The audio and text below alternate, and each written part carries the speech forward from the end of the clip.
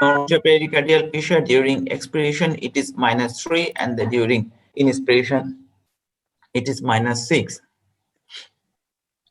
The normal pericardial sac contains 10 to 50 ml of pericardial fluid as a plasma ultrafiltrate that acts as a lubricant between the pericardial layers.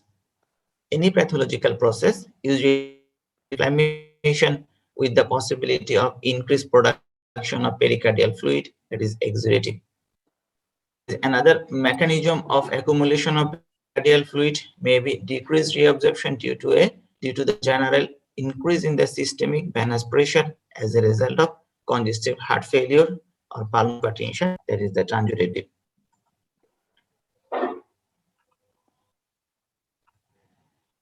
According to the European Society of Cardiology Guideline 2015, cardiac effusion can be classified on the basis of onset, size, distribution, and the composition. On the basis of onset, it can be acute or subacute. When it is more than 3 months duration, it is chronic. According to the size, mild, moderate, and distribution, it can be localized or circumferential. Composition, it can be exudative or transudative. 100 ml of pericardial fluid is enough to cause circumferential effusion. 300 to 600 ml of non-hemorrhagic pericardial fluid can cause the tamponade. According to the American Society of Echocardiography Guideline 2013, size can be revised as trivial when it is present only in the systole. This is the trivial pericardial effusion. Usually we measure the effusion at the diastole, at the end diastole, echo-free space at the end diastole. When it is present only in the systole, it is trivial. When it is more than 25 millimeter, it is very large. These are the common views usually practiced for the evaluation of pericardial effusion. In the upper panel is the left parasternal long axis view, and the lower panel is the short axis view. Here it is trivial pericardial effusion. It is present only in the systole, mitral valve closes, and it is in the diastole. Mitral valve open, it can be graded by less than 1 centimeter, 1 to 20, and the more than 20 millimeter. Mild, small, moderate, and the large effusion. According to the European Association of Cardiovascular Intervention, estimation of amount of pericardial fluid we can assess when it is more than 2 centimeter. Typically, there is 700 ml of the pericardial fluid. When it is 1 to 2 centimeter, there is about 500 ml of pericardial fluid. There may be a confusion with pericardial effusion and the epicardial fat thickness. This is the left parasternal long axis view. Here there is echo-free area. This is the anterior wall. This is the pericardial fat. This increases with the obesity and the age, and in case of the diabetic patient, slightly it is higher in echo density than the effusion. It is confirmed by the CT scan. This picture shows the epicardial fat thickness. It causes the echo-free area when we measure in the anteriorly.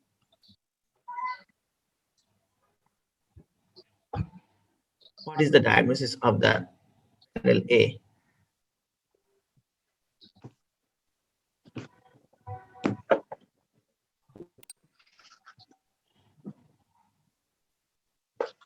What are these findings? This is the left parasternal. This is the apical four-chamber view.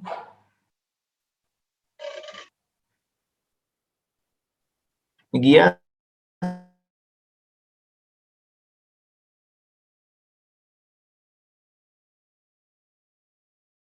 এটা case কি আছে?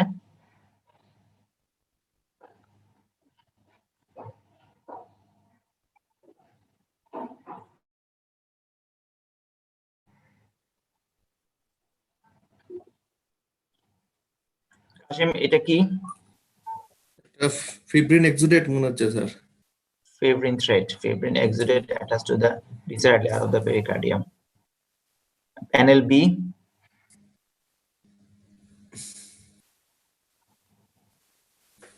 Right atrial collapse. Right atrial collapse. Very good.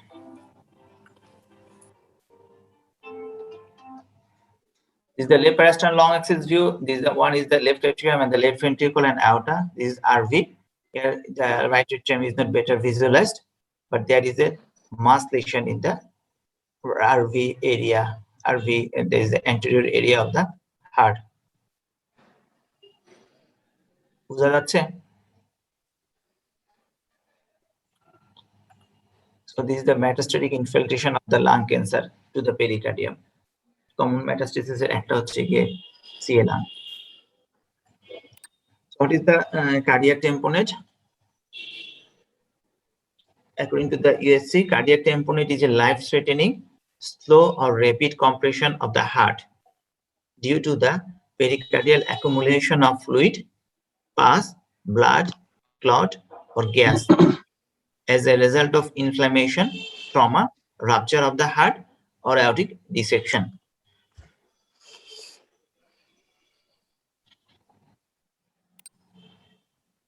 Acute causes of the pericardial effusion: MI with rupture of the ventricular wall, ventricular free wall, aortic dissection into the pericardial space after the cardiac surgery, chest trauma. In case of the transseptal puncture, when we do usually PTMC, it causes the iatrogenic puncture of the left atrial that causes the pericardial effusion, uremic patient, uremic pericarditis, malignancy, and perforation of the coronary artery, another iatrogenic cause, one of the complication during the PCI procedure. What are the chronic causes? Collagen disease such as rheumatoid arthritis, SLE, post-myocardial infarction syndrome, Burdett-Slush syndrome, viral tubercular pericarditis, chylous effusion due to the lymphatic obstruction.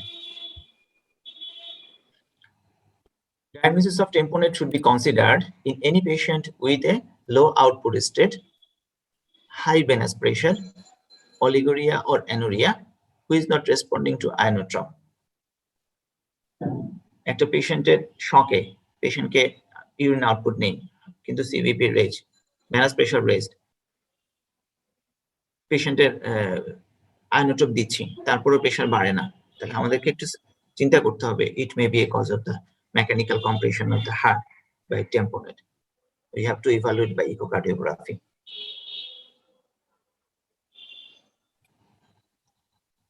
What is the recommendation for the diagnosis or treatment of the cardiac tamponade by the ESC? In a patient with clinical suspicion of cardiac tamponade, echocardiography is recommended as the first imaging technique to evaluate the size of the effusion, location, and the degree of hemodynamic impact of the pericardial effusion. এক নম্বর কথা হচ্ছে কি কতটুক সাইজের, কোন location এটা বেশি, ইট may B লোকুলেটেড হতে পারে বা সার্কামফারেন্সিয়াল হতে পারে, এবং এটা তার হিমোডাইনামিক কম্প্রোমাইজ করে কিনা। Urgent pericardiocentesis or cardiac surgery is recommended to treat cardiac tamponade. Cardiac surgery কখন করি? যেগুলো পেশেন্ট অ্যাকিউট ইমার্জেন্সি নিয়ে আসে, একটা ট্রমা নিয়ে আসলো, pericardial effusion with trauma causing the pericardial tamponade, aortic dissection type A causing the pericardial tamponade, or in case of the iatrogenic by when we can puncture the intra-atrial septum or perforation, তখন আমাদেরকে urgent pericardiocentesis করতে হবে, plan করতে হবে cardiac সার্জারির। A judicious clinical evaluation including echocardiographic findings is recommended to guide the timing of the pericardiocentesis. Judicious clinical evaluation করতে হবে, echocardiographic findings সঙ্গে clinical correlation করতে হবে। একটা triage system should be considered to guide the timing of the pericardiocentesis, একটু পরে বলবো। Vasodilator and the diuretics are not recommended in presence of the cardiac tamponade. Vasodilator এবং diuretic পেশেন্টের pericardial effusion আমরা diuretics অথবা vasodilator দেব না in setting of the cardiac tamponade. Diuretics দিয়ে আমরা পানি কমাচ্ছি সেটা সম্ভব না। Tamponade depends upon the distensibility of the pericardium. Distensibility যদি pericardial ওয়ালটা থিকেন থাকে, pericardiumটা যদি থিকেন থাকে, যদি calcification থাকে, তাহলে দেখা যাচ্ছে কি খুব আর্লি দেখা যাচ্ছে ইফিউশনটা ডেভেলপ করতে, tamponade ডেভেলপ করতে পারে। rapid accumulation of the fluid and the amount of the fluid also depends the temporary development. Hemodynamics behind the echo findings and the clinical features. Elevated intrapericardial pressure and the filling pressure. Intrapericardial pressure rises above the cardiac chamber. Intrapericardial pressure rises above the LV pressure or the RV pressure, that causes the compression. Exaggerated LV and the RV interaction, ventricular interdependence, এটা বলবো আমরা, dissociation, intrathoracic and the intracardiac pressure, and the decrease the cardiac output. This is the pathophysiology of the tamponade. When intrapericardial pressure increases, that causes the increased diastolic filling pressure. Pericardial pressure increase করার সঙ্গে সঙ্গে LV diastole compromise করে, diastolic প্রেসারটা বেড়ে যায়, so there is decrease the filling and the decrease the stroke volume and cardiac output. As a consequence, there is the decrease the blood pressure, and then adrenergic stimulation, it causes the increased heart rate and the systemic vascular resistance, so you have to increase the inotrope. Pericardial pressure and the volume relationship. Pericardial pressure and volume relationship cup, এটা এই যে red লাইনটা দেখা যাচ্ছে, এটা হচ্ছে কি pericardial stress reserve volume, pericardial reserve volume একটা লাইন, পেরিকার্ডিয়াল ইফিউশনের রিজার্ভ ভলিউম। এখানে যদি আমরা পেরিকার্ডিয়াল ফ্লুইড বাড়তে থাকে, up to certain limit pressure বাড়বে না, কিন্তু যদি ওই লিমিটটা পার করে যায় তখন প্রেসার বাড়া শুরু করে। পেরিকার্ডিয়াল ফ্লুইড যদি একটু পর্যন্ত বাড়ে অথবা তার প্রেসার বাড়বে না, আবার এটা দুটো ভাগে আবার চলে আসবে যদি খুব র্যাপিডলি অ্যাকুমুলেশন হয় এবং স্লোলি অ্যাকুমুলেশন হয়। পরের ছবিটা দেখাচ্ছি আমরা, এই ছবিটা হচ্ছে গিয়ে pericardial reserve volume.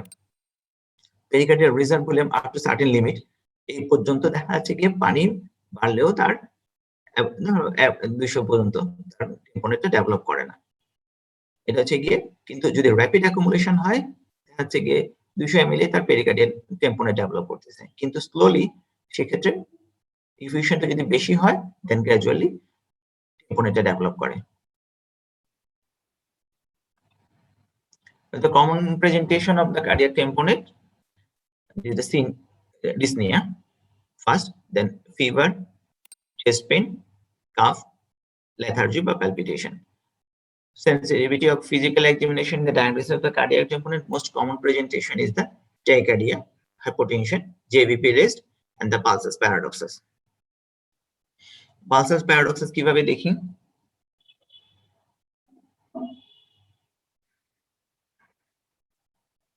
Pulsus paradoxus কেউ কি বলবে? Pulsus paradoxus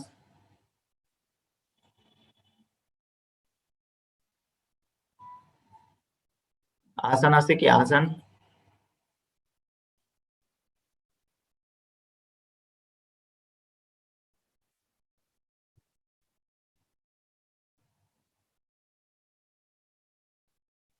কোনটাতে বেশি থাকে?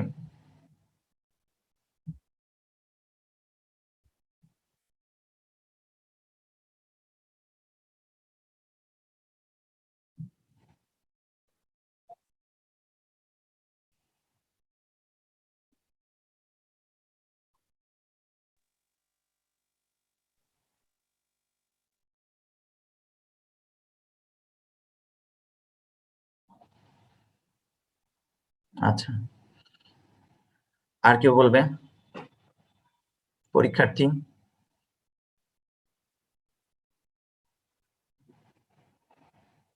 ইকবাল আছে? ইকবাল নাই? স্যার যখন আমরা প্রেসার মাপি, তখন প্রেসার মাপার সময় স্যার যখন আমরা আস্তে আস্তে ডিফ্লেক্ট করার সময় আস্তে আস্তে যখন আমরা প্রথম সাউন্ডটা পাই, যে সাউন্ড পাওয়ার কিছুক্ষণ মানে ইরেগুলার সাউন্ডটা পাওয়া যায়, পরে রেগুলার সাউন্ড পাওয়া যায়। এই দুইটা এই যে মাঝখানে যে গ্যাপটা, এটাই হচ্ছে gap due to respiratory variation. এই গ্যাপটা যদি মোর দেন 10 মিলিমিটার মার্কারি বেশি হয় তাহলে এটা পালসাস প্যারাডক্সাস। আমরা যে সাউন্ডটা মাপি সেই সাউন্ডটার নাম কি? বিপিতে কর্কশ সাউন্ড। এটা কয়টা ফেজ আছে? Very good. তাহলে এটা আমরা বিপি দিয়ে মাপতে পারি, ইন্ট্রা-আর্টেরিয়াল ট্রান্সডিউসার দিয়ে মাপতে পারি। আচ্ছা, এটা দেখাচ্ছি। এই এই হচ্ছে গিয়ে টেম্পোনেটের sensitivity by pulsus paradoxus. Pulsus paradoxus যদি মোর দেন 12 থাকে, স্পেসিফিসিটি অ্যাবাউট 83% এন্ড সেন্সিটিভিটি 98%। যদি ডিফারেন্সটা যখনই যে বলে ফেলি, তারপরে স্লাইডটাতে আসি। আরেকটা জিনিস হচ্ছে কি ইম্পর্টেন্ট একটা ট্রায়াড আছে, যেটা হচ্ছে কি hypotension with increase JVP and the small and quiet heart, by the muffled heart sound. These are the তিনটা sign for the diagnosis of the pericardial tamponade by the big triad. Big triad, it is called the big triad. এটা হচ্ছে pulsus paradoxus এর ছবি। আমরা যখন মাপাটা শুরু করি, এটা হচ্ছে গিয়ে যখনই মাপি আমরা, তখন হচ্ছে গিয়ে আমরা রেসপিরেশনের দুইটা ফেজ, ইনস্পিরেশন এন্ড এক্সপিরেশন। একটু আগে আমরা বলছিলাম, যেটা একটু পরে আবার দেখাবো। যখন ইনস্পিরেশন নেই, তখন ইন্টারভেন্ট্রিকুলার সেপ্টামটা লেফট সাইডে চলে যায়, সো আর এলভিটা কম্প্রোমাইজ হয়ে যায়। So during inspiration প্রেসারটা তার ফল করবে, দেন এক্সপিরেশন। তো এখানে এই ছবিটা দেখানো হচ্ছে first appearance of the Korotkoff sound, সাউন্ডে intermittent Korotkoff sound, increase the loudness of the sound. যখন loudness of the continuous Korotkoff sound, এটা আমরা মাপবো ইন এক্সপিরেশন। এরপরে আমরা ইন্সপিরেশনে মাপবো। এই দুইটা ডিফারেন্সটা হচ্ছে গিয়ে pulsus paradoxus, difference between the expiration and the inspiration. সাউন্ডে এপিয়ার করবে, যখন এপিয়ার করার পরে যেটা লাউড আসবে, কন্টিনিউয়াসলি সাউন্ডটা আসা শুরু করবে, ইনকেস the loudness of the sound, সেটা এক্সপিরেশনে দেখবো, দেন ইন্সপিরেশনে দেখবো। এখানে আরেকটা জিনিস ওরা দেখিয়েছিল যে কিভাবে মাপতে পারি, যে expiratory systolic blood pressure, inspiratory systolic blood pressure divide by the expiratory systolic blood pressure. এটা দিয়ে আমরা করতে পারি ডিফাইন্ড, এটা এখানে এভাবে বলছে পার্সেন্টেজ দিয়ে। আমরা ডিউরিং ইন্সপিরেশন কিন্তু প্রেসারটা ফল করে, এবং সেটা কত ফল করে সেটা হচ্ছে পালসাস প্যারাডক্সাস। এটার সেন্সিটিভিটি এবং স্পেসিফিসিটি কিন্তু অনেক বেশি। সেন্সিটিভিটি যেখানে 98, স্পেসিফিসিটি অ্যাবাউট 83%। আচ্ছা, এছাড়া আমরা ইসিজি গাইড করে বুঝতে পারি, ইসিজিতে তার লো ভোল্টেজ সাইনাস টাইকার্ডিয়া থাকবে, তার সঙ্গে হয়তোবা ইলেকট্রিক্যাল অল্টারনেস থাকবে। লো ভোল্টেজ সাইনাস টাইকার্ডিয়া থাকে, ইলেকট্রিক্যাল অল্টারনেস থাকে। এক্সরেতে কার্ডিওমেগালি থাকবে, এবং ইফিউশন যদি মোর দেন 300 ml থাকে, তখনই আমরা এক্সরেতে চলে আসি পেরিকার্ডিয়াল ইফিউশন। আচ্ছা, এখন আমাদের মেইন ফোকাস যেটা cardiac echo findings of the cardiac tamponade, এটা নিয়ে অনেকে একটু কনফিউশন হয়। এটা যেহেতু ইমার্জেন্সি প্রসিডিউর পেরিকার্ডিওসিস করতে হয়, এই জন্য এটা নিয়ে একটু আলোচনা করতেছিলাম। তাহলে এখানে কি কি জিনিস পেতে পারি, কি কি টোটাল সামারি ইকোতে কি কি পাই। এক নম্বর হচ্ছে গিয়ে কলাপসিবিলিটি। কলাপসিবিলিটি কোন কোন চেম্বারের পাই? আরভি তে পেতে পারি, আর এ তে পেতে পারি, এল এ তে পেতে পারি, এবং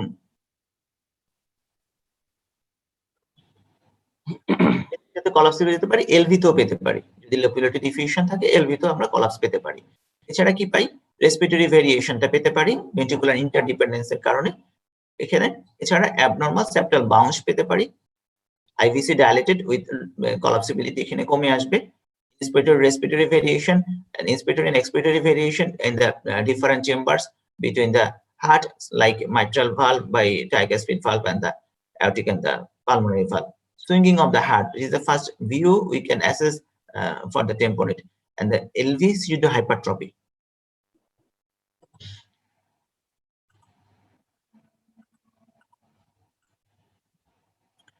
In any individual patient case, the number of abnormal echo or Doppler signs of cardiac tamponade present will increase as the hemodynamic and semi-severe as the hemodynamic and clinical severity of the pericardial effusion progress. Hemodynamic clinically patient pericardial effusion আসছে, hemodynamically compromise হবে, যত বেশি compromise হবে তত বেশি echo findings গুলো আমরা পাবো। ফার্স্ট আমাদের ছবি হচ্ছে গিয়ে সুইঙ্গিং হার্ট, হার্টটা মুভ করে, খুব বেশি মুভমেন্ট করে effusion থাকার কারণে। Detection of the swinging heart is a marker of massive pericardial effusion or very large pericardial effusion in which all the cardiac chambers are free to float within the pericardial space in a phasic manner. This is usually seen in the chronic condition like malignancy or tuberculosis with minimal adhesion which permits the heart to float or swing freely. This sign may not always indicates the presence of the pericardial tamponade. Swinging heart হলে যে pericardial tamponade হবে তা না। তাহলে first point হচ্ছে কি swinging heart পেতে পারি। This is the left parietal long axis view and another short axis view. Swinging of the heart. Heart swing করতেছে কিন্তু এখানের মধ্যে কিন্তু অতটা আরভি ইনভার্সন আমরা দেখতে পাই না, সরি এলএ ইনভার্সন দেখতে পাই না, যেটা দেখতে পারি হচ্ছে গিয়ে আরভিতে বা আরএতে। এলভি সিউডো হাইপারট্রফিটা কি? তার হাইপারট্রফি নাই, কিন্তু তাকে হাইপারট্রফি মনে হচ্ছে। যখন এই চারিদিক থেকে ফ্লুইডটা চলে আসবে, এলভি ক্যাভিটি ছোট হয়ে আসবে, কনসেন্ট্রিক হয়ে আসবে, তখন ওয়ালটা দেখে মনে হবে যে সিউডো হাইপারট্রফি। ছবিটা ভালো বোঝা যাচ্ছে কিনা জানি না, এখানে মধ্যে দেখানো হচ্ছে সেপ্টাম এবং পোস্টেরিয়র ওয়ালের thickness about 12 millimeter. Since the LV cavity dimension are reduced in the tamponade, but the mass is conserved, the wall thickness is increased.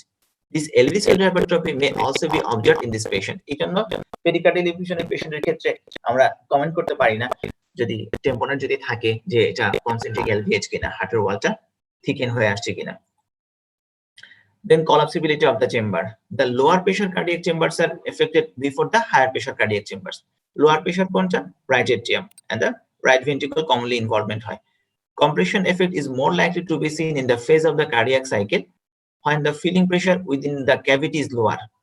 That occurs during the systole for the atria and the diastole for the ventricle. RA collapse or RA inversion. RA collapse appear during early RV diastole, mid diastole, late diastole, or late RV diastole. RA collapse কখন হয়? কে বলবে? সিস্টোলে। সুচিত্রা কি আছেন?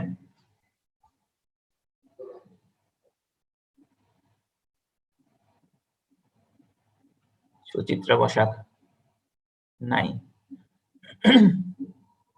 Sir শুনতে পাচ্ছেন না? আরে collapse কখন হয়? আরে কলাপস কখন হয়? সিস্টোলে স্যার। সিস্টোলে হয়। আচ্ছা। আরে collapse occurs during the period of the end inversion. Are collapse occur during the period of end diastole to the early systole near the peak of the R wave. R wave যেখানে শুরু হয় সেটা হচ্ছে systole শুরু হচ্ছে, তার শুরু হওয়ার একটু আগ থেকে শুরু হয়, end diastole শুরু হয়, তখন RA প্রেশারটা সবচেয়ে কম থাকে। when the RA pressure is minimal, commonly preceding the typical clinical signs. It is sensitive but not a specific signs of cardiac tamponade. However, the specificity of this sign improves if the duration of the right atrial collapse exceed more than 30% of the cardiac cycle. যদি cardiac cycle এর 1/3 এর বেশি থাকে তাহলে এটা sensitivity এবং specificity বেড়ে যায়।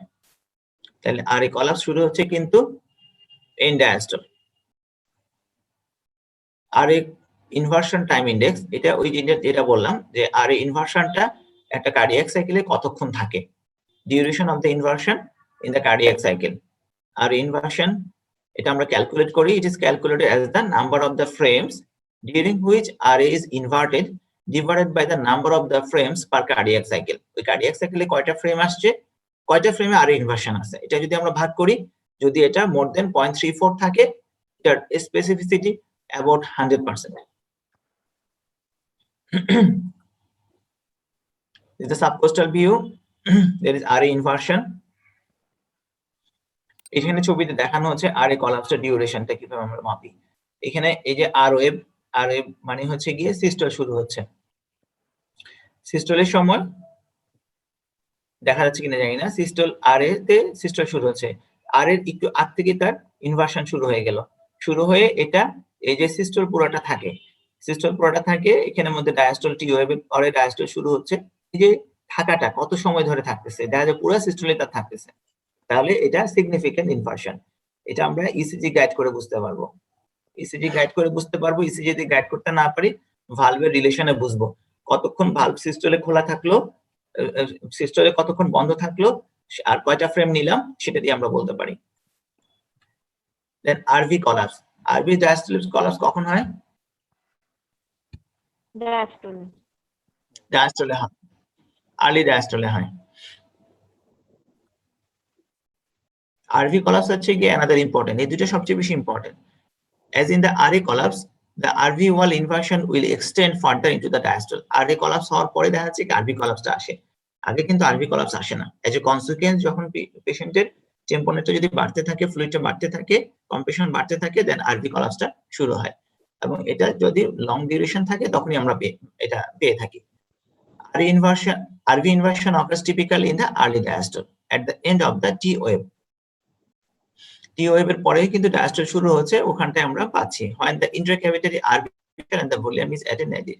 The timing of the RV free wall collapse can be correlated with the mitral valve. আমরা এটা বুঝতে পারি mitral valve দিয়ে, mitral valve এর ওপেনিং হচ্ছে গিয়ে diastole, ক্লোজ হচ্ছে systole, ওইটা রিলেশনে বুঝতে পারি, অথবা লং এক্সিস যদি নেই posterior wall দিয়ে বুঝতে পারি, posterior wall diastole চলে যাচ্ছে বাইরের দিকে সেটা দিয়ে বুঝতে পারি, অথবা এমমোড ইকোকার্ডিওগ্রাফি করে বাই ইসিজি ট্রেসিং আমরা এটা বুঝতে পারি আরবি কোলাপস। তাহলে যেমন মাইট্রাল ভালভ দিয়ে বুঝতে পারবো, পোস্টেরিয়র ওয়াল দিয়ে বুঝতে পারবো, ইসিজি গাইড করে বুঝতে পারবো। আরভির মধ্যে সবচেয়ে বেশি থিন হচ্ছে কি আরভিওটি।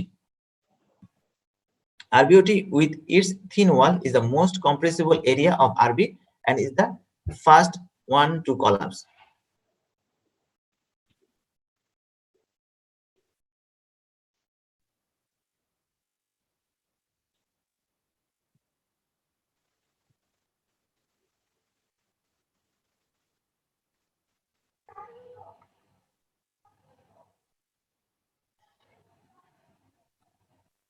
Initially, collapse of the RV free wall will only be present during the expiration.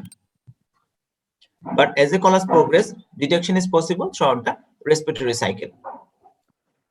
The duration of the collapse of the RV free wall is again as an indicator of the severity. Collapse will last as long as the pericardial pressure remains higher than the RV ceiling pressure. Thus, the longer the indentation of the free wall, the more severe is the tamponade. যতক্ষণ যত ডায়াস্টলে যত বেশি পরিমাণ collapse থাকবে তত severe pericardial effusion with tamponade. This is best appreciated in the left Preston long axis short axis view with a sensitivity of about 94% and a specificity of about 100%. RV diastolic collapse is associated with about 1/5 of the reduction of the cardiac output at a time when the mean aortic pressure is unchanged. আরবি collapse থাকা মানে তার cardiac output যা পাচ্ছিল তার 1/5 কমে যাবে। This is the RV collapse in left Preston long axis view, and there is both right atrium and the right atrial collapse, both atrial collapse. RV collapse আমরা কিভাবে দেখতে পাই, তার মধ্যে একটা হচ্ছে গিয়ে এমোড ফাইন্ডিংস, মাইট্রাল ভালভের উপরে এমোড রেখে শর্ট এক্সিসে আরভি দেখা যাচ্ছে। এটা হচ্ছে systole,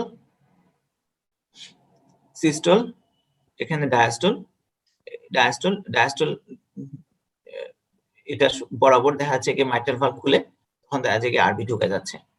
onset of the systole and there is diastole, RV ঢুকে যাচ্ছে during diastole.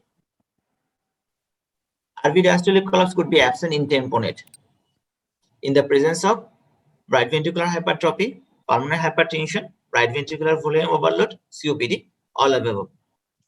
Which one is true?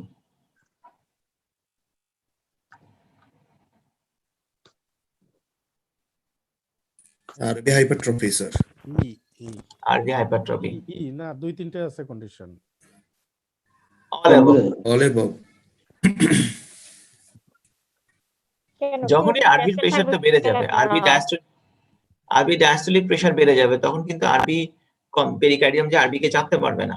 RV diastolic pressure যখন বাড়ে অথবা আরভির ওয়ালটা যদি থিকেনিং হয়, তখনই আমাদের এই কলাপসটা আমরা পাবো না মনে থাকার পরও। The collapse of the right chamber may not be present in those cases in which the RV diastolic pressure are elevated at the baseline, such as in case of the pulmonary hypertension with right ventricular hypertrophy, in case of the positive pressure ventilation, severe LV failure, that is both systolic failure and the diastolic failure, other congenital anomalies and the congenital or inherited condition that would increase the RV diastolic pressure. RV diastolic যখন হয়, diastolic RV volume যদি pressure বেশি থাকে তাহলে তো pericardium তার সঙ্গে পেরে উঠবে না।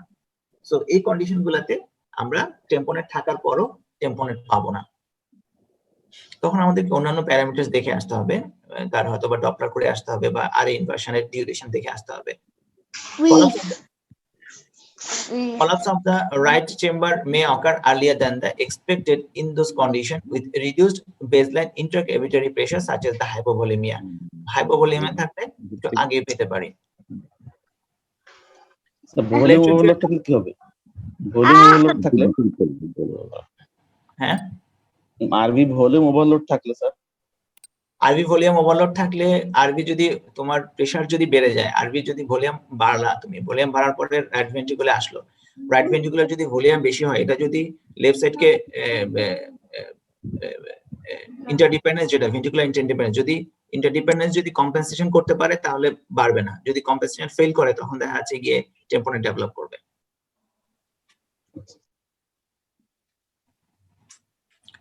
In case of the LA এবং এলভি কলাপস আমরা কমই পাই সাধারণত, আফটার দ্য কার্ডিয়াক সার্জারিতে এলএ কলাপস গুলো পাওয়া যেতে পারে বা এলভি কলাপস গুলো পাওয়া যেতে পারে। Exclusively seen described related to the loculated collection occurring post cardiac surgery. However, circumferential pericardial effusion leading to the left ventricular diastolic compression has rarely been reported in the setting of the severe pulmonary hypertension. দাঁড়াও Severe pulmonary hypertension এর ক্ষেত্রে circumferential pericardial effusion হয়ে diastolic collapse পেতে পারি। দাঁড়াও Diastolic collapse, আসান তোমরা mute করো। এখানে যে diastolic collapse এর ছবি দেখানো হচ্ছে, এখানের মধ্যে pericardial effusion, এলভি কিভাবে কলাপস হচ্ছে সেটা দেখানো হচ্ছে। LV diastolic collapse।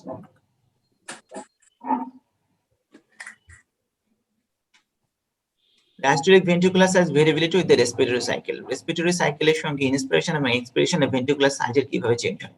During the inspiration, RV filling is increased while the LV size is in diastole decreases. The opposite scenario is present during the expiration. This is a physiological phenomenon that can cause a variation of no more than 5% of the cardiac output in absence of the tamponade. এটা যদি টেম্পোনেট না থাকে 5% এর বেশি variation হবে না, cardiac output কম হবে না। কিন্তু যদি কার্ডিয়াক আউটপুট টেম্পোনেট হয়, এই ভেরিয়েশনের কারণে তার কার্ডিয়াক আউটপুট অ্যাবাউট 20% পর্যন্ত ফল করতে পারে। নরমালি 5% এর বেশি ভেরিয়েশন হবে না, কিন্তু যদি টেম্পোনেট থাকে সেক্ষেত্রে আপ টু 20% পর্যন্ত ভেন্ট্রিকুলার ইন্টারডিপেন্ডেন্সের কারণে কার্ডিয়াক আউটপুট ফল করবে। এই ছবিটাই আমরা একটু আগে যেটা বলতেছিলাম যে আরভি যখন ফিলিং হচ্ছে during inspiration, interventricular septum ventricular ইন্টারডিপেন্ডেন্সের কারণে এটা কমে যায়, এলভি আউটপুটটা কমে যাচ্ছে, তেমনি এক্সপিরেশনের সময় এলভি ফিলিংটা ভালো হচ্ছে, আরবিতে চলে যাচ্ছে, এই জন্যই পালসাস প্যারাডক্সাসটা পাওয়া যাচ্ছে। ডায়াগ্রাম এটাই। এই ছবিটিতে আমরা দেখাচ্ছি কিভাবে আমরা অ্যাসেসমেন্ট করি ভেন্ট্রিকুলার ইন্টারডিপেন্ডেন্স ইন্সপিরেশনে কিভাবে আসে, এক্সপিরেশনে কিভাবে আসে। এই ছবিটা কে বলবে? আহসান বলো, আহসানুল হক।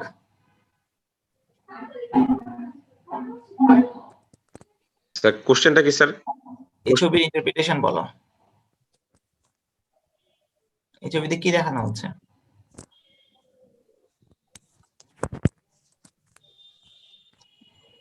এটা কি ছবি? 2D গাইডেড এমোর ছবি। কোন view? Long Axis. Septal bounce. Mitral valve.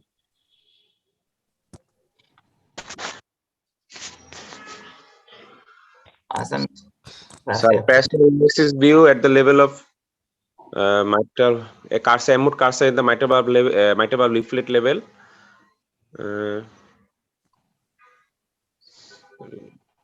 Is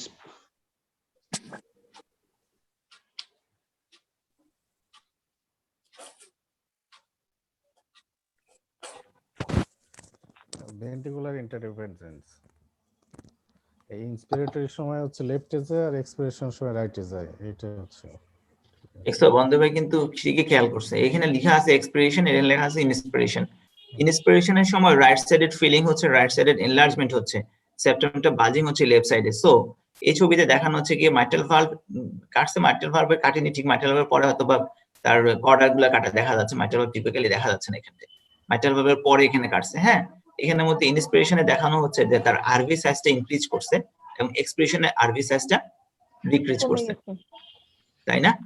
এই যে এখানের মধ্যে পেরিকার্ডিয়াল ইফিউশন থাকার কারণে আরভি সাইজটা ইনস্পিরেশনে ডিক্রিজ করছে। এই ছবিটায় একটু আগে যেটা বললাম, ডিউরিং ইনস্পিরেশনটা তার দেখা যাচ্ছে কি আরভি সাইজটা বাড়ে, এলভি সাইজটা ছোট হয়।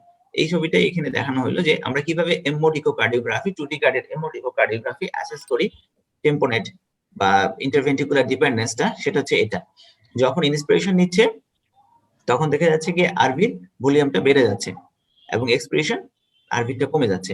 এটা দেখলে পরেরটা ছবি দেখলেও তাই, এখানে হয়তো আসেনি, এটা হচ্ছে কি এক্সপিরেশন বা ইনস্পিরেশন। তাহলে এইভাবে আমরা অ্যাসেসমেন্ট করি ভেন্ট্রিকুলার ইন্টারডিপেন্ডেন্স। এটা এক্সাজারেটেড কিনা, সেটা যদি পেরিকার্ডিয়াল এফিউশন উইথ টেম্পোনেট থাকে তখন এটা বেশি চোখে লাগবে, এই হচ্ছে কথা। সেপ্টাল বাউন্স, সেপ্টাল বাউন্সটা কি?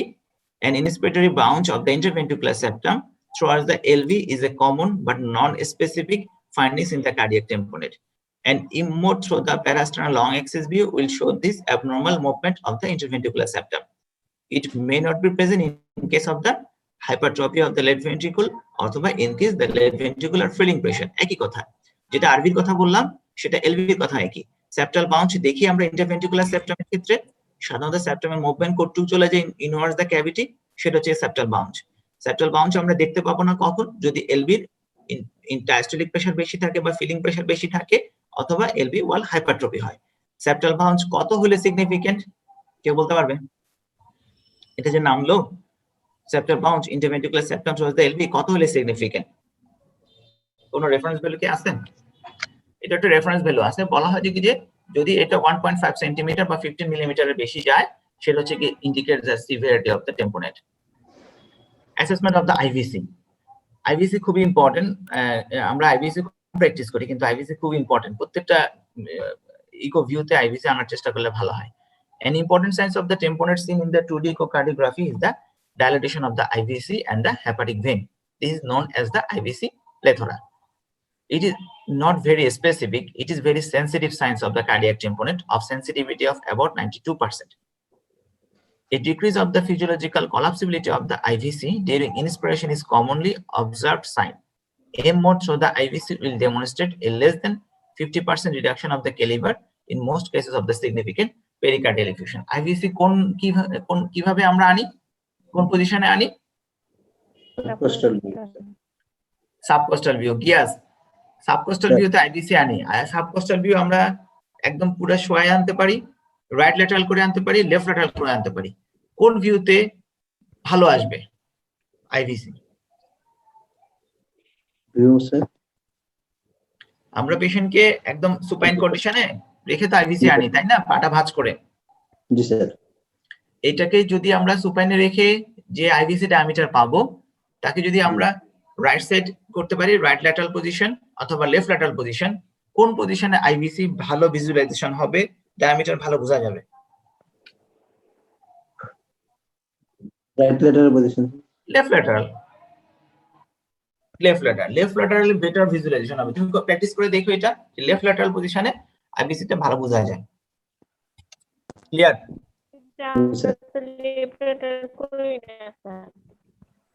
কি সুচিত্রা? আমরা তো আইভিসি দেখি না, লেফট ল্যাটারাল করব কোথায়? আমরা তো লেফট ল্যাটারাল করি না। এই সুচিত্রা তুমি কথা বলো না, তোমার নেটওয়ার্ক খুব দুর্বল।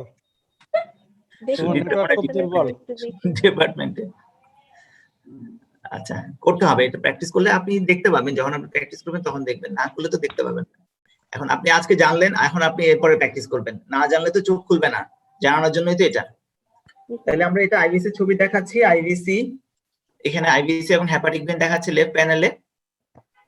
এখানে আইভিসি উপরে এম মোড দিয়ে আমরা মেজারমেন্ট করে ইন্সপিরেশন এবং এক্সপিরেশনের ভেরিয়েবিলিটি দেখি। এটা মোটামুটি সবাই জানে। নরমাল আইভিসি ডায়ামিটার কত? less than 21 millimetre. Less than 20 millimetre. যদি এটা 21 এর উপরে আসে সেটা ইন্ডিকেট করতেছে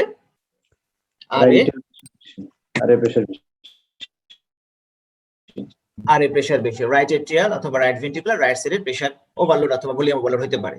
সেই ক্ষেত্রে আমরা ওইটার সঙ্গে রেসপিরেটরি ভেরিয়েশন দেখে কলাপসিবিলিটি দেখে অ্যাসেসমেন্ট করি। তো রাইট এট্রিয়াল প্রেসার কত হতে পারে, সেটা কি 10 হবে না 15 হবে না 5 হবে না মোর দেন 15 হবে, সেটা আমরা অ্যাসেসমেন্ট করতে পারি। এখন যদি আইভিসি যদি ডায়ালেটেড না পাই, আইভিসি যদি কলাপসিবিলিটি না পাই, তখন আমরা কিভাবে ডায়াগনোস করব? when IVC plethora does not present and there is tamponade, think about তিনটা জিনিস চিন্তা করতে হবে। এক নাম্বার পেশেন্টের লোকুলেটেড ইফিউশন কিনা, দুই নাম্বার পোস্ট সার্জারি কিনা, তিন নাম্বার হাইপোভলিউমিক কিনা। ভলিউম স্ট্যাটাসটা কেমন? যদি পেশেন্ট শকে থাকে তাহলে কিন্তু তার আইভিসি ডায়ালেটেড থাকবে না। ডপলার, এবার আসি আমরা ডপলার নিয়ে। এতক্ষণ বললাম 2D findings, M mode findings নিয়ে, এবার আসি কালার ডপলারে। ডপলারে আমরা সাধারণত পালসের ডপলার দিয়ে দেখি, অ্যাসেসমেন্ট করি রেসপিরেটরি ভেরিয়েশন। কোথায় কোথায় দেখি? মাইট্রাল ভালভে এবং ট্রাইকাসপিড ভালভে। স্পন্টেনিয়াস ব্রিদিং হেলদি ইন্ডিভিজুয়ালে আমরা নরমালি ভেরিয়েশন কত থাকে, মাইট্রাল ভালভে এবং ট্রাইকাসপিড ভালভে ডপলারের ভেরিয়েশন কত থাকে কেউ বলতে পারবে? মাইট্রাল ইনফ্লো এবং ট্রাইকাসপিড ইনফ্লোতে, দ্যাট মিন্স দ্য মাইট্রাল ভালভে আমরা পিডব্লিউ দিলাম, সেক্ষেত্রে রেসপিরেটরি ভেরিয়েশন মানে ইনস্পিরেশন এবং এক্সপিরেশনের ভেরিয়েশন কত থাকে? 15% আর 25%। ভেরি গুড, বন্ধুভাই তো চূড়ান্ত পড়াশোনা করে ফেলছেন।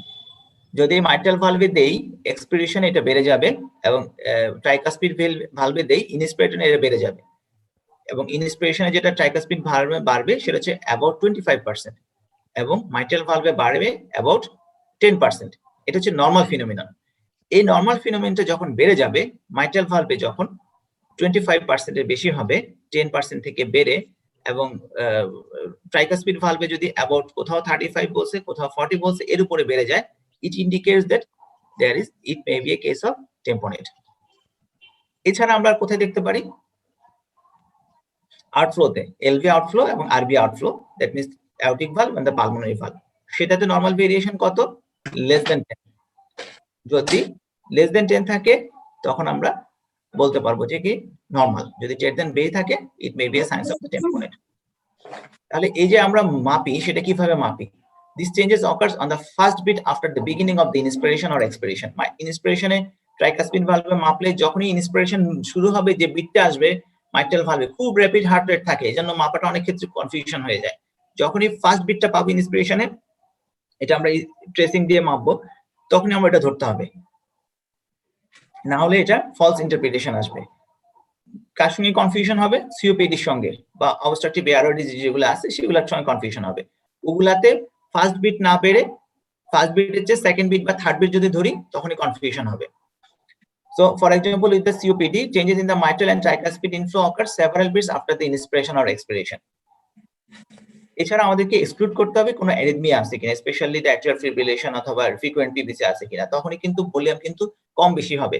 তখনই কিন্তু মেজারমেন্ট করতে গেলে একটা ভলিউম বেশি, তার আমরা মাইট্রাল ভালভটা ধরলাম, তখন কিন্তু তার এক্সপিরেশন আর ভলিউমের ডিফারেন্সটা বেশি হয়ে যাবে, তখন মনে হবে significant টেম্পোনেট।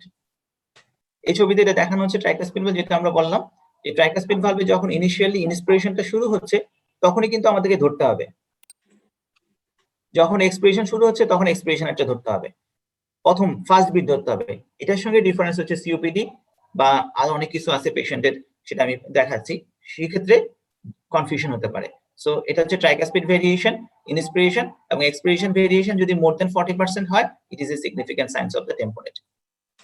Another is the mitral valve. During expiration এটা বাড়বে, ইনস্পিরেশনের সময় কমে যাবে, ডিউরিং ইনস্পিরেশনের সময় কমে যাচ্ছে, আমাকে ধরতে হবে ফার্স্ট বিটটা। এখানের মধ্যে আমরা যেটা ধরি, মাইট্রাল ভালভের দুইটা ভেলোসিটি থাকে, ই ভেলোসিটি এন্ড এ ভেলোসিটি, খুবই র‍্যাপিড হার্ট রেট, কনফিউজড হয়ে যাই, বুঝতে পারি না। তো যদি আমরা স্পিডটা কমাই, বড় করি, তখন হয়তো ভালো বুঝতে পারবো। সেক্ষেত্রে আমাদের ধরতে হবে ই এর ভেলোসিটিটা। It is present without the tamponade. Tamponade ছাড়াও কিন্তু এই ভেরিয়েবিলিটি থাকতে পারে। কখন?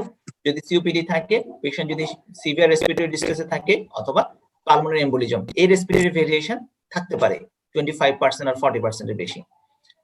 আর টেম্পোনেট নাই, তারপরে কিন্তু এই ফাইন্ডিংস আমরা পেতে পারি। কখন পেতে পারি?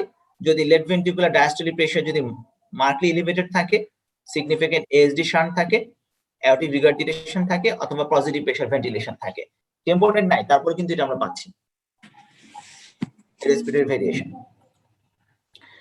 এছাড়া আমরা right ventricular and the left ventricular outflow ট্র্যাক্টে আমরা দেখতে পারি, সেটা ভেরিয়েশন অ্যাবাউট 10% হবে, 10% এর বেশি হলে সিগনিফিকেন্ট। এই ছবিটা তো তাই দেখানো হচ্ছে এখানে এলভিতে, এলভিওটিতে আমরা দেখাচ্ছি যে ইনস্পিরেশন এবং এক্সপিরেশন, ডেফিনেটলি এক্সপিরেশনে বারবার, এখানের মধ্যে এক্সপিরেশনে বাড়ে এলভি, এলভি যেহেতু এলভি থেকে আউটার দিকে যাচ্ছে, সো ফ্লোটা এটা, সেটা হচ্ছে কি এক্সপিরেশনে বাড়ে, ইনস্পিরেশনে কমে। এটা যদি মোর দেন 10 থাকে significant. Hepatic vein, hepatic vein নিয়ে আমাদের অনেকে কনফিউশন হয়। হেপাটিক ভেইন সবার জন্য কনফিউজিং। হেপাটিক ভেইন আমরা কম প্র্যাকটিস করি, হেপাটিক ভেইন দিয়ে ডায়াগনোসিসও করা যাবে কম, তারপরেও এটা আমাদের একটু জানা থাকলে ভালো। হেপাটিক ভেইনে নরমালি ফ্লো থাকে দুইটা, এস ওয়েভ এবং ডি ওয়েভ। হেপাটিক ভেইনের ফ্লোটা থাকতেছে হচ্ছে কি এই দিক দিয়ে, হেপাটিক ভেইনটা থাকে যখন আইভিসি তে ওপেন করে towards the right atrium, so flow direction হচ্ছে নিচের দিকে থাকবে। হেপাটিক ভেনে সাধারণত বাইফেজিক ফ্লো থাকে, একটা আরেকটা ফ্লো আসবে, সেটা হচ্ছে এট্রিয়াল কন্ট্রাকশনের জন্য উপরে একটা ফ্লো আসবে। সো এই দুইটা নিচের দিকে এবং এটা উপরে থাকবে। যখনই পেশেন্টের টেম্পোনেট বাড়তে থাকবে বা পেরিকার্ডিয়াল এফিউশন বাড়তে থাকবে, এস ওয়েভ এবং ডি ওয়েভটা আস্তে আস্তে ছোট হতে থাকবে। ডি ওয়েভটা ছোট হয়ে এক পর্যায়ে ডি ওয়েভটা চলে যাবে, এস ওয়েভটা ছোট হবে। যখন টেম্পোনেট মাইল্ড, মডারেট, লার্জ টেম্পোনেটে দেখা যাচ্ছে ডি ওয়েভটা নাই, এস ওয়েভটা ছোট হয়ে গেছে। এস ওয়েভ এবং ডি ওয়েভটা ছোট হয়ে যায়, আরো নাই হয়ে যায়, এস ওয়েভটা ছোট হয়ে যায়। যখন টেম্পোনেট ডেভেলপ করে তখন দেখা যায় এই ডি ওয়েভটা রিভার্স করে যায়। অনেক ক্ষেত্রে এই ডি ওয়েভটা রিভার্স করে এ ওয়েভের সঙ্গে মার্চ করে ফেলে। এটা রিভার্স যখন হয়ে যায়, এট্রিয়াল কন্ট্রাকশনের সঙ্গে মার্চ করে যায়। যখন এট্রিয়াল সঙ্গে মার্চ করে যায় তখন এ ওয়েভটাকে অনেক বেশি বড় মনে হয়। নরমালি কিন্তু এটা অনেক ছোট ওয়েভ, এ ওয়েভটা। এস ওয়েভটা সবচেয়ে বড়, ডি ওয়েভটা ছোট, দেন এ ওয়েভ। যখনই বাড়তে থাকে প্রেসার, ডি ওয়েভটা ছোট হয়ে এস ওয়েভটা বড় হয়, এস ওয়েভটা ছোট হয়, এস ওয়েভটা ছোট হতে হতে এক পর্যায়ে এস ওয়েভটা ছোট হয়, ডি ওয়েভটা রিভার্সাল হয়ে এ ওয়েভের সঙ্গে মার্চ করে যায়। এই ছবিতে এটা দেখানো হচ্ছে এস ওয়েভ, ডি ওয়েভ, এ ওয়েভ। এখানে এস ওয়েভ দেখা যাচ্ছে কিন্তু এখানে ডি ওয়েভ দেখা যাচ্ছে না, এই ডি ওয়েভটা রিভার্সাল হয়ে গেছে। এটা সাধারণত কমনলি এক্সপিরেশনে পাওয়া যায়। ক্লিয়ার? একটু কঠিন, এটা লেস প্র্যাকটিস করা হয়। এছাড়া আরেকটা ভেন আমরা প্র্যাকটিস করতে পারি, পালমোনারি ভেন। সাধারণত এপিকাল 4 চেম্বার ভিউতে যখন রাইট লেফট এটিএমে ভেনটা ওপেন করে, সেখানে আমরা ডপলার দিয়ে এস ওয়েভ এবং ডি ওয়েভ পেতে পারি। এখানেও তেমনি এ ওয়েভ পাওয়া যায়। এখানেও গ্র্যাজুয়ালি এখানের মধ্যে ডায়ামিটারে চেঞ্জ হয়, ইন্সপিরেশন এটা আমাদের দরকার নাই, খুব একটা কঠিন লাগবে। আচ্ছা, এতক্ষণ যে এইগুলো বললাম সেটার মধ্যে সবচেয়ে ইম্পর্টেন্ট ফাইন্ডিংস কোনটা? তাহলে এতগুলো বলার উদ্দেশ্য হচ্ছে সবগুলো মাথায় থাকা, আমাদের সবচেয়ে বেশি দেখবো কোনটা? নরমালি তো দেখবোই সুইঙ্গিং হার্ট দেখতে পাবো এক নম্বর, কিন্তু এটা সেন্সিটিভিটি স্পেসিফিক এস্টাবলিশড না। এস্টাবলিশড কোনটা? রাইট এট্রিয়াল ইনভার্সন বা right atrial collapse. Right atrial কলাপসের স্পেসিফিটি অ্যাবাউট 33% টু 100%, তাহলে এটার কিন্তু রেঞ্জ অনেক বেশি। কিন্তু এটা যখন আমরা রাইট এট্রিয়াল ইনভার্সন টাইমটা যদি মোর দেন 0.34 হয় সাইকেলের, অথবা 1/3 অফ দ্য সিস্টল হয়, তখন কিন্তু এটার স্পেসিফিটি অ্যাবাউট 100%। সো রাইট এটিএম কিন্তু উড়াই দেওয়া যাবে না, কিন্তু এটা ভালো মতো অ্যাসেসমেন্ট করতে হবে। আমরা প্রায় এটা অ্যাসেসমেন্ট করতে পারি না, ইসিজি গাইড করে করতে হবে, ধরে ফ্রেম ধরে করতে হবে। এছাড়া রাইট ভেন্ট্রিকুলার ক্ষেত্রে ইনভার্সনটা বা রাইট ভেন্ট্রিকুলার কলাপস, সেটা হচ্ছে কি about 100% specific with a range of 72 to 100%। আমরা যে রেসপিরেটরি ভেরিয়েশন বললাম সেটা দিয়ে কিন্তু এস্টাবলিশড না সেন্সিটিভ স্পেসিফিটি। আরেকটা যেটা বললাম আইভিসি ডায়ালেটেড থাকতে পারে উইথ রেসপিরেটরি ভেরিয়েশন, এটার সেন্সিটিভিটি বেশি কিন্তু এটার স্পেসিফিটি কম। তাহলে একটা পেশেন্টের প্রোব ধরলাম প্রথমে আইভিসি তে, ধরে দেখলাম যে আইভিসি ডায়ালেটেড, এটা আমরা আমলে নিলাম, এটা টেম্পোনেট হতেও পারে, নাও হতে পারে, এটা কনস্ট্রাকটিভ পেরিকার্ডিটিস দিকেও যেতে পারে। আমরা গ্র্যাজুয়ালি সেটা কনফার্ম করব বাই আদার্স প্যারামিটার দিয়ে। So it is a good screening test, about 97% sensitivity. other than what are the other pericarditis? Uremic pericarditis সাধারণত as a consequence of the CKD patient এর হয়। acute fibrinous pericarditis pericardial tamponade নিয়ে আসতে পারে, আমি details যাচ্ছি না। one of the important cause of the hemodynamic associated morbidity, এখানের মধ্যে পেরিকার্ডিয়ামটা থিকেনিং পাওয়া যায়, ক্যাসিফিকেশন পাওয়া যেতে পারে, পেরিকার্ডিয়াল কনস্ট্রিকশনও ডেভেলপ করতে পারে। এই জন্য যারা সিকেডি পেশেন্ট ডায়ালাইসিস পায় তাদেরকে ইকো করার উদ্দেশ্য হচ্ছে এটা। কাইলাস ইফিউশন থাকতে পারে, কাইলাস ইফিউশন সাধারণত লিম্ফেটিক অবস্ট্রাকশনের কারণে পায়। এটা তোমরা কেউ পাইছো কিনা বা আপনারা কেউ পাইছেন কিনা জানি না, আমি একটা পাইছিলাম ঢাকা মেডিকেলে, অনেক ফ্লুইড বাইর করছিলাম পিকটেল রেখে, কাইলাস ইফিউশন একদম দুধের মতো। তা এখানে প্রচুর পরিমাণে ট্রাইগ্লিসারাইড থাকে, হ্যাঁ, এখানের মধ্যে প্রোটিন লেভেল থাকে লেস দেন 1.5, এটা হচ্ছে কাইলাস ইফিউশন। ট্রায়াল সিস্টেমটা আমাদের একটু জানতে হবে, এটা হচ্ছে ইএসসি রিকমেন্ডেশন। ট্রায়ালের মধ্যে ফার্স্ট স্টেপ হচ্ছে কি আমাকে ইটিওলজি বের করতে হবে, এটা কি ম্যালিগন্যান্ট না টিউবারকুলার। ম্যালিগন্যান্ট এবং টিউবারকুলার যদি হয় প্রত্যেকটার জন্য কিন্তু পয়েন্ট হচ্ছে 2, আর হাইপোথাইরয়েডিজম থাকে বা কানেকটিভ টিস্যু ডিসঅর্ডার থাকে, সিস্টেমিক অটোইমিউন ডিজিজ থাকে, তা কিন্তু -পয়েন্ট, বাকিগুলোর জন্য 1 পয়েন্ট। তাহলে এক নম্বর স্কোরিং সিস্টেমে সবচেয়ে ইম্পর্টেন্ট হচ্ছে গিয়ে ম্যালিগন্যান্সির জন্য 2 ধরলাম, টিউবারকুলার জন্য 2 ধরলাম। আমরা যদি ডায়াগনোসিস জানি তো পেশেন্টের ম্যালিগন্যান্ট ডিজিজ সিএলআর, লিম্ফো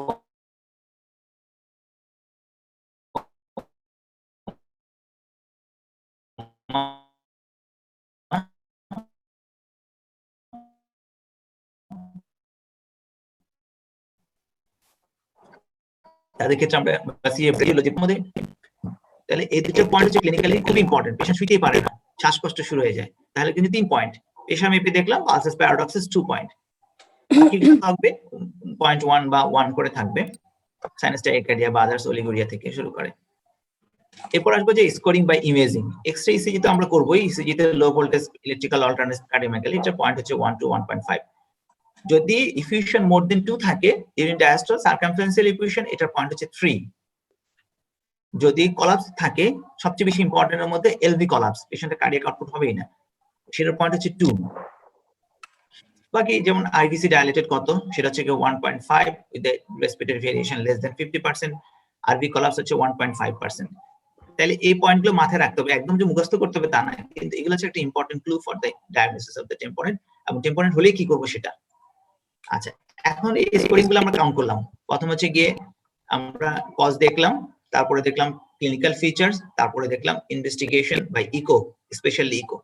এই তিনটাকে যোগ করে যদি দেখি 0.6 এর বেশি, 6 এর কম, 6 এর বেশি যদি থাকে আর্জেন্ট পেরিকার্ডিওসেন্টেসিস করব।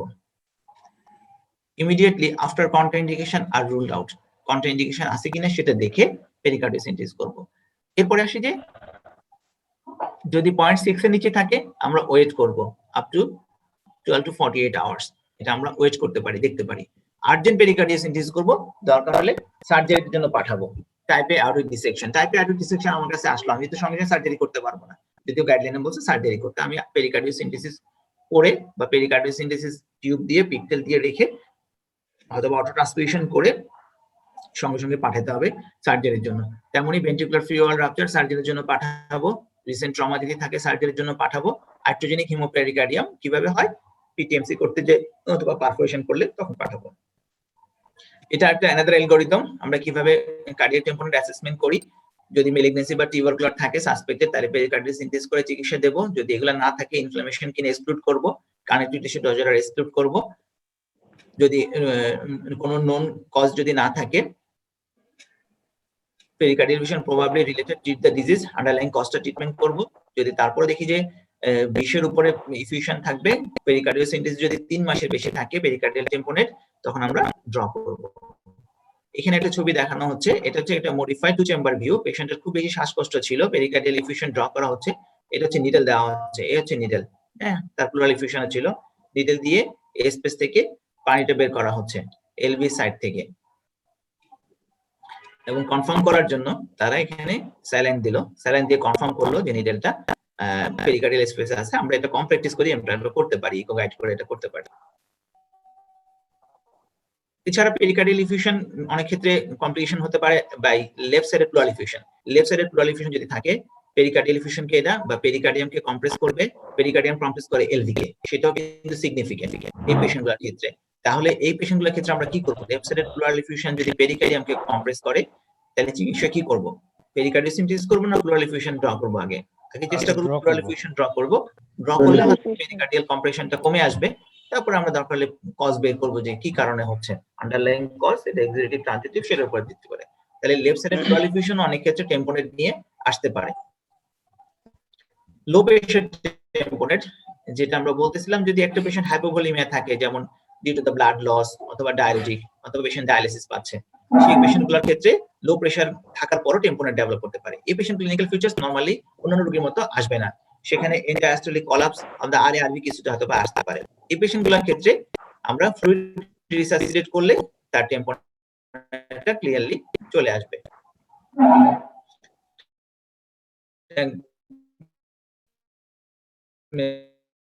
টেম্পোনেটের সাইন্সগুলো পোস্ট অপারেটিভ পেশেন্টের ক্ষেত্রে আমরা commonly pi. After the cardiac surgery, where the hematoma or bloody pericardial effusion collect only posteriorly, not anteriorly. এই রিজিওনাল ইফিউশনটা, পেরিকার্ডিয়াল ইফিউশন বা টেম্পোনেট পোস্টেরিয়রলি পাই সাধারণত, কারণ পেরিকার্ডিয়ামটা সামনে থেকে আমরা ওপেন রাখি।